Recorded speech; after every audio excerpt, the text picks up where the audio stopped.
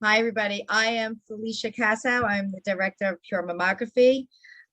Welcome to the first episode of a conversation with your American Cancer Society Board of Advisors, Long Island Market. I am your moderator for today, Felicia, and today in honor of Colorectal Cancer Awareness Month, we'll be having our first conversation around the importance of getting screened for colorectal cancer and the impact that we have as a community can make together. I'd like to welcome our panelists that have joined us for today, all bringing a different perspective to this topic. First panelist is Maureen O'Connor, Program Director for Peconic Bay Medical Center, Board Member of Long Island Market. Pat Bishop Kelly, panelist, Vice President, Long Island Board of Advisors, American Cancer Society, CEO of Maidstone Designs, and Dr. Ashanti Franklin, panelist, Northwell, specializing in colon rectal surgery. So welcome all. The American Cancer Society is proud of its work in the colorectal cancer space, but it needs to be a community fight. Colorectal cancer is the most detectable, treatable, and curable type of cancer if it's found early.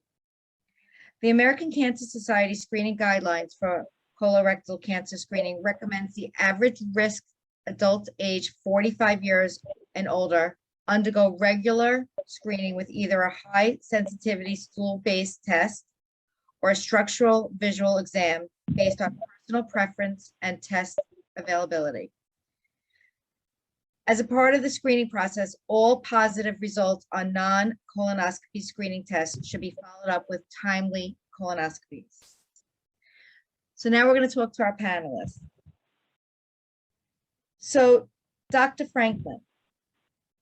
So we have about 15 minutes for Dr. Franklin. I'm going to ask you some questions.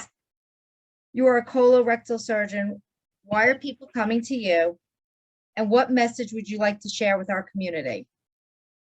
So, good afternoon. Yes, I am a colorectal surgeon at Northwell in New York. And, patients are coming to me for diseases of the colon and rectum, and this ranges from infectious to inflammatory diseases. But importantly, colon and rectal cancer as well. Patients also come to me for screening for colon and rectal cancer. And what are some of the signs and symptoms of colorectal cancer that people should be aware of?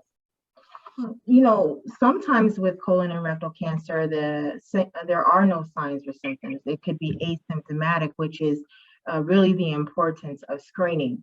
But when patients do have symptoms, this could be abdominal pain or cramping, iron deficiency, anemia, constipation, as well as fatigue, changes in bowel habits, based off the caliber of or the size of the stool, whether it's pencil thin stools, as well as just seeing blood in your stool, rectal bleeding, black or tarry stools, as well as weight loss. So family history is another aspect that people should be aware of. Can you share as a medical professional how family history of colorectal cancer impacts your chances of getting a diagnosis?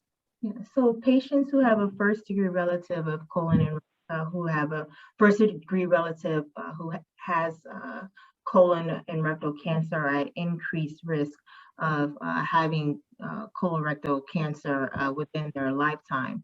So it's really important for patients to discuss their family history with their physicians and endoscopists to determine what type of familial, or if there is a familial connection to the colon and rectal cancer.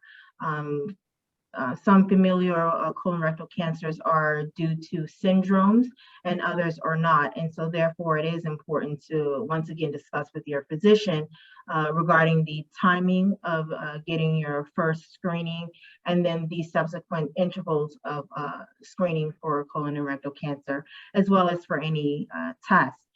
For patients who do have a first-degree relative of colon rectal cancer that is not associated with a particular syndrome, it is recommended that the first colonoscopy starts at age 40.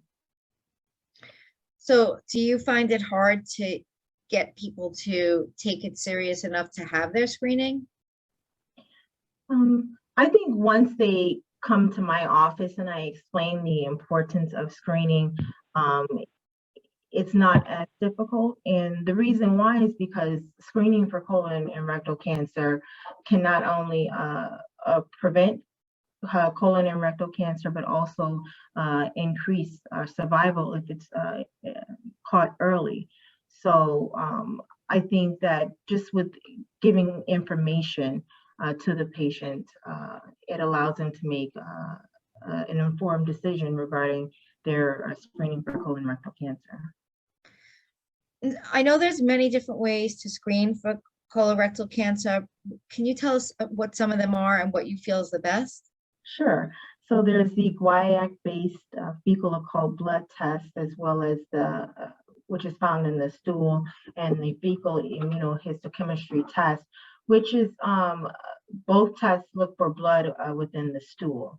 There's also a multi-targeted stool DNA test, which looks for DNA changes that are found in colon cancer, colon and rectal cancer, but also in polyps. If these tests are positive, then the patient should have an interval colonoscopy as soon as possible. Then there is the CT colonography, which is essentially a 3D CT of the colon and rectum. It does require a bowel prep, and if this is positive, then the patient still requires an interval colonoscopy as soon as possible. There's also the flexible sigmoidoscopy, which is a good quick study to do, looking mostly at the left side of the colon, but it doesn't visualize the entire colon. But it is a good study to do initially, and if positive, once again, you still need a colonoscopy. I personally believe that at least everyone should at least start off for their first colonoscopy, that they should start off with, first screening, that they should start off with a colonoscopy. And the colonoscopy examines the entire colon and rectum, looking for polyps or cancer. And it can actually be therapeutic by removing polyps within the colon. And so I know that a lot of people sometimes shy away from having a colonoscopy because sometimes they don't want to have they have to drink. And I have heard sometimes that if they don't drink enough, that the colonoscopy will almost be like an incomplete. Is that true? So it is important that the colon is cleared of, in particular, solid stool and particles within the colon to better visualize the lining of the colon. The good part about it is that, with new technology in medicine, that there are various types of preps that we do.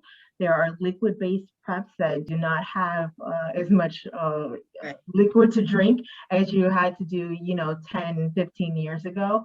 But then there's also a tablet prep that we also do. So there's various modalities of the prep that patients actually find more tolerable than drinking the large amount of fluids that we had to do years ago.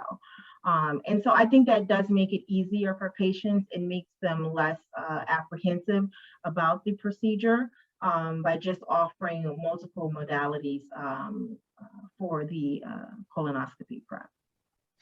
So we always hear that people go for their colonoscopy and they don't have to come back for a year. Some people come back in 2 years, 5 years, 10 years. That's such a wide gap. How do you come to that decision?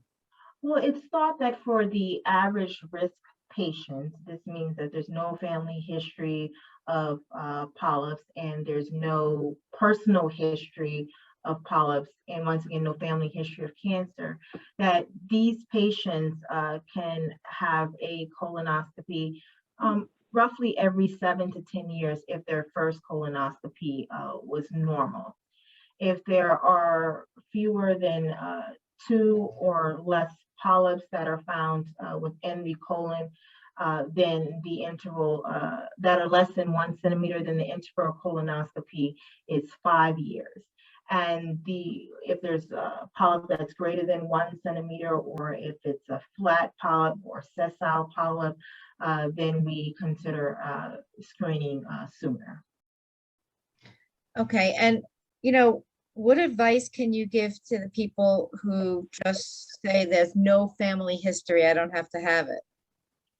My advice is to get it anyways.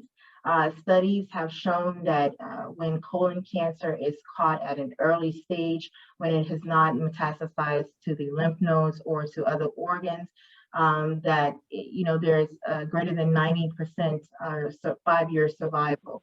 So just that alone is advantageous to get the colonoscopy. But not only that, doing a colonoscopy and removing those precancerous polyps are also very important, because you're thereby preventing colon cancer by removing those precancerous polyps. So if you catch a polyp right away, what would be the next step if it was cancerous? So it depends. We always look at the pathology and the margins, and determine at that time if we had adequate margins and it was just a very early stage polyp, that cancer within a polyp, then we may say that the patient may not need surgery, but just frequent surveillance. Obviously, if it's a larger mass, then we would have to discuss surgery and the next steps of doing diagnostic workups for metastatic disease. And so we talked about symptoms earlier, but are there, sometimes you hear, well, if you have the symptom, it might be far gone, or, you put it a little later. Is that true? Or, if you don't have a symptom and maybe you're not of colonoscopy age, where's the middle ground there? So if you do have symptoms, it doesn't necessarily mean that, say for instance, for rectal bleeding, just because you have the symptom of rectal bleeding, that doesn't necessarily mean that you actually have colon cancer. It could be a large polyp there that needs to be removed, and that needs to be removed. And then, I'm sorry, what was your next question? Well, my question is that, sometimes we don't, we always hear, you might have, if you feel it, it might be a little too late, but that's not necessarily true. It could be you're feeling something and it might be nothing, or even though you're feeling it, it might not be too far gone. Right, no, and that's absolutely correct. And it's always best to get checked up and get a thorough workup, because, even with the chemotherapy and the surgery today, patients, still do fairly well with colon and rectal cancer. So we really want to try and, even if there are symptoms, come in as soon as you start having those symptoms. Talk to your physician about, getting your colonoscopy, because we want to try and catch it as soon as possible and be able to treat it as soon as possible. And I think there is some fear, with having a symptom and having the fear of cancer, but the reality is that we want to try and beat it as soon as we can and treat it as soon as we can. Absolutely. And does somebody have to be referred to you by their regular MD, or can they just come to you directly? So we do direct referrals here, and we also get referrals from insurance. From insurance as well as from physicians. So it's actually all of the above. And my biggest question is what makes you different? What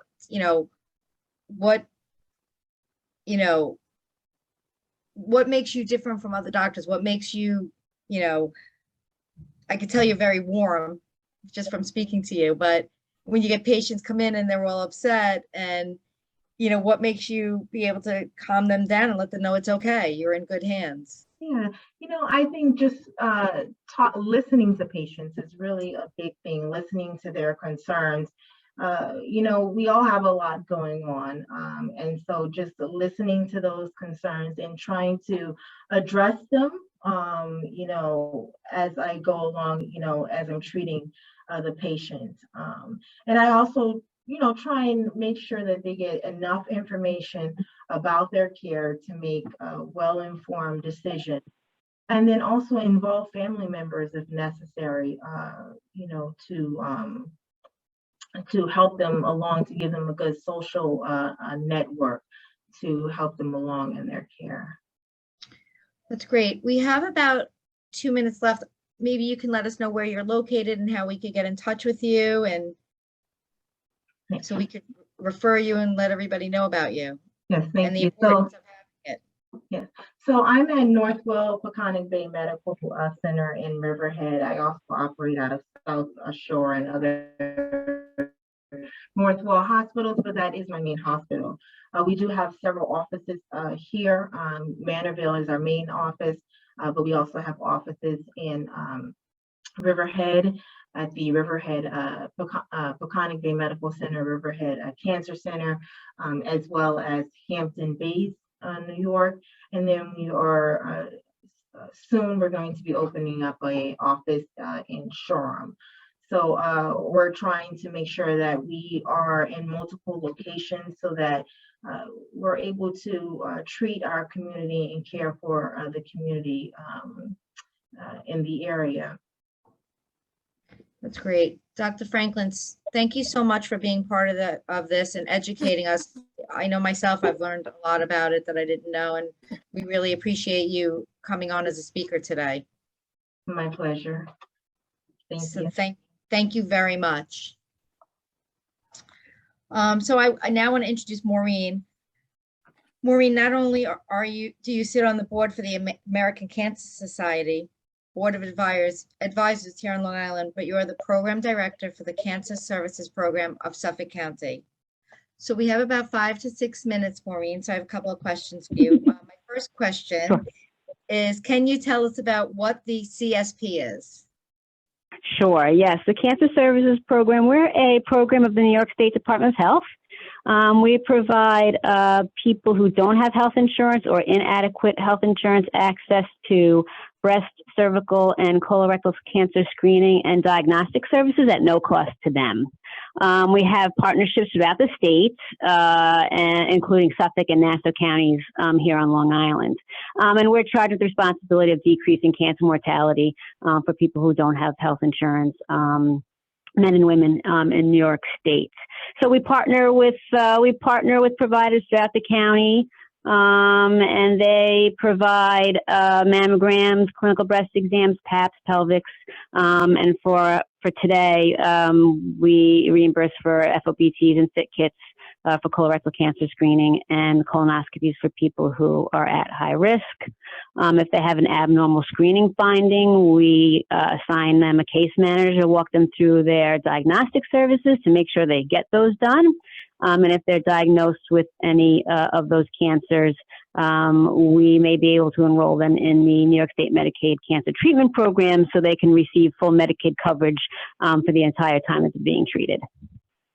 So we know that screenings have fallen so much due to COVID. So I guess everyone has the ability now to get a screening. Yes, yes. COVID has really decreased our screening. I mean, some people are estimating for colorectal cancer screening, it's down as high as 90%. So we really want people to get back to it. And as we've all said today, we know, colorectal cancer is the third most common cancer, both men and women, and we know routine testing can help prevent it or find it in an early stage, right? When it's smaller, it's easier to treat. And so we really want people, if nothing else comes out of my piece of this today, I just want people to talk with their provider, get screened. It can literally save your life. It can save the life of your friends and your family members. And don't let not having health insurance stop you from doing that. So my last question here is, which you touched on, is basically you're doing everything you can to let people know they need to get their colorectal exam and make sure they get it screened. Yes, we want to make sure that, yeah. And how do you do that? How do you reach out to these people? Oh my gosh. Well, very different ways. We have a team of educators who go out and do community education. We partner up with community-based agencies who are already helping the people we want to help.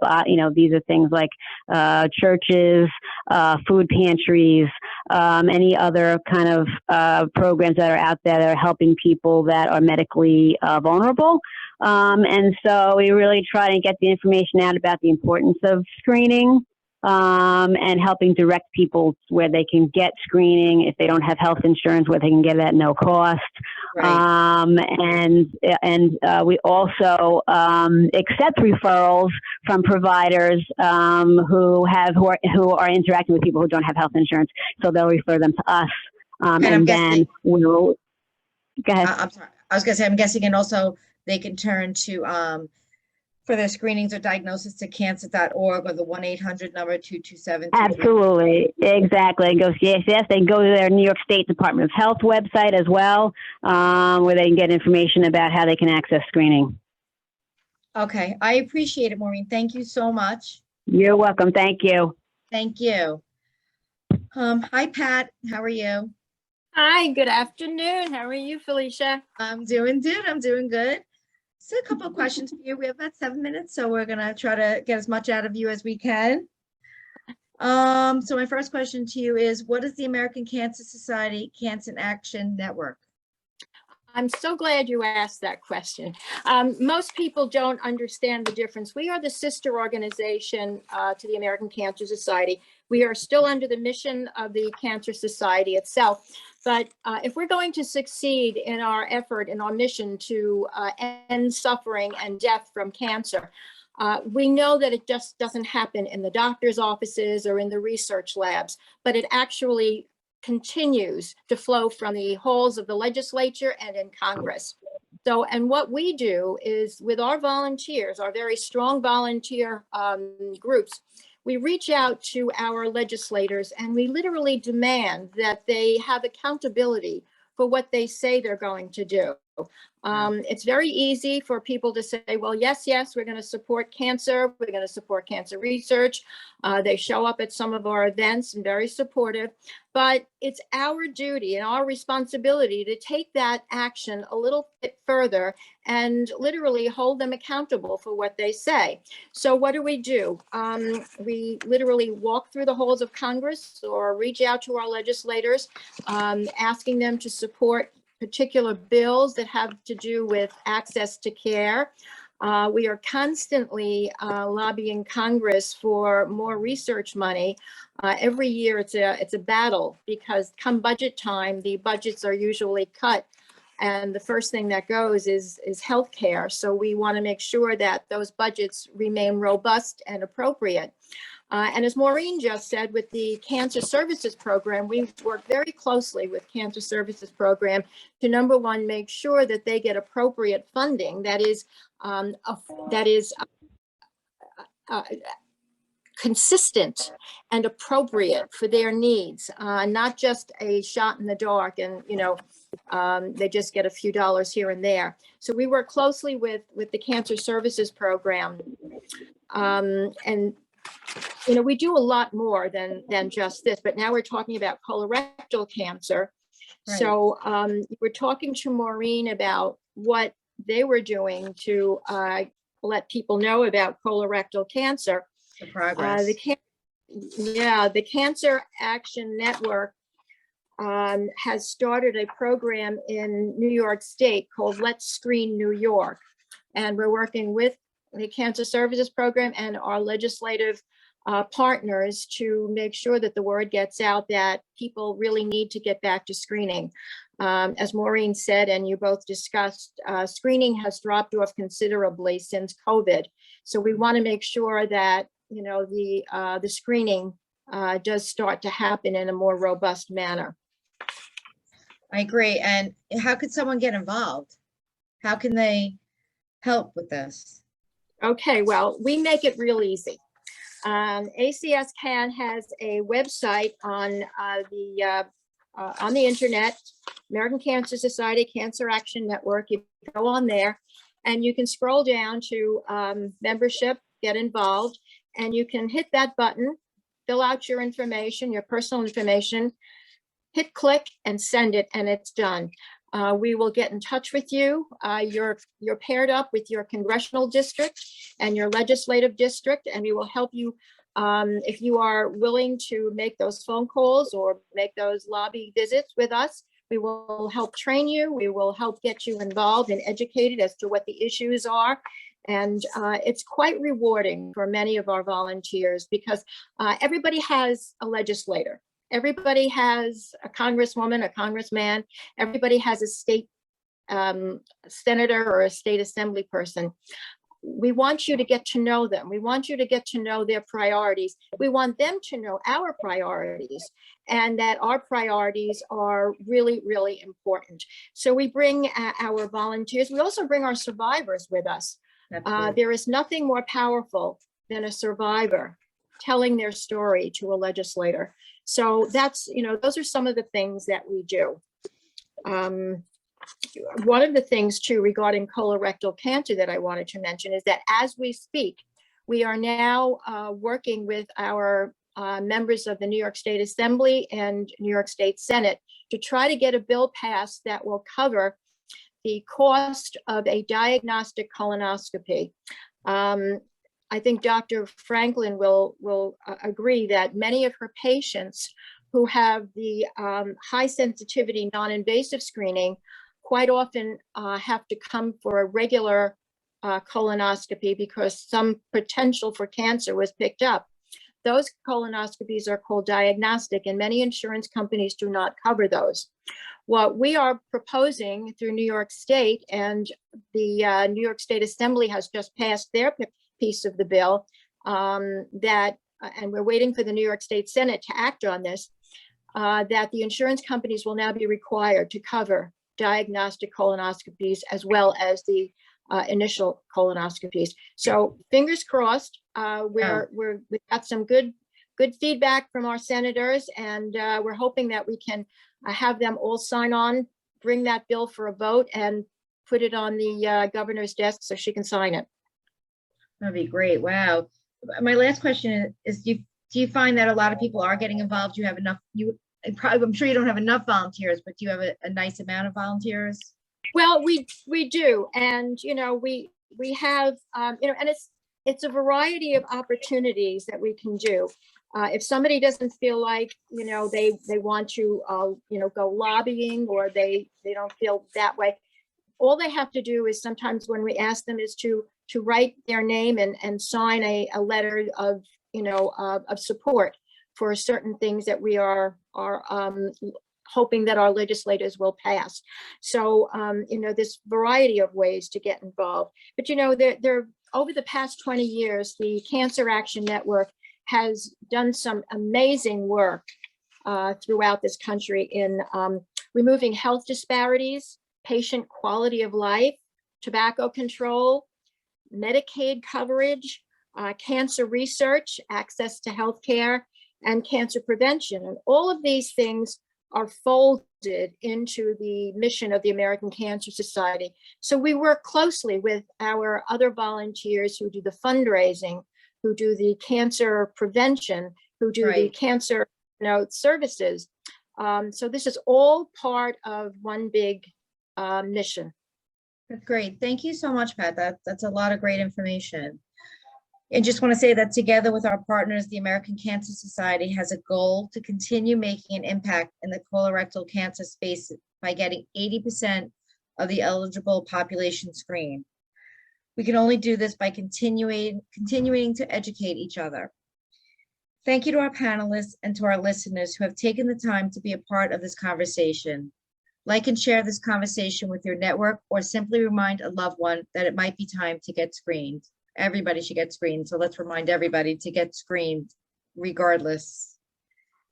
Thank you, everyone. This is really, really great. Thank you. Thank you.